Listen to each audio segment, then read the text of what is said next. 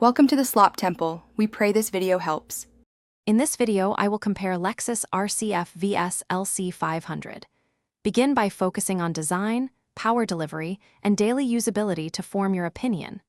I will guide you through key differences in chassis tuning, cabin materials, and available tech. Pay attention to weight, steering feel, and how each car communicates at city speeds and on a spirited road.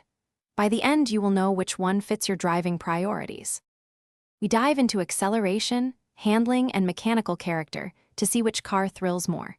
Expect the RCF to feel sharper on back roads with quicker responses, while the LC500 soaks bumps and rewards relaxed high-speed cruising. Listen for torque delivery patterns and observe how traction control intervenes under hard launches.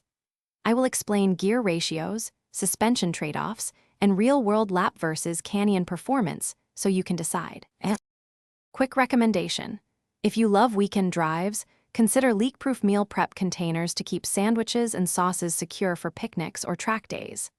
They stack neatly, seal tightly, and make packing snacks simple, which is surprisingly helpful when comparing cars on long test days. If you're finding this video useful, please subscribe and like, and check the description for the link and other deals. Now let's get back to the video.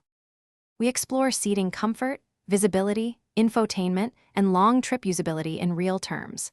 The LC500 often feels like a luxury coupe with soft surfaces and roomy front seats, while the RCF prioritizes driver engagement and supportive bolsters. Consider storage needs, control layouts, and smartphone integration when comparing daily life usability.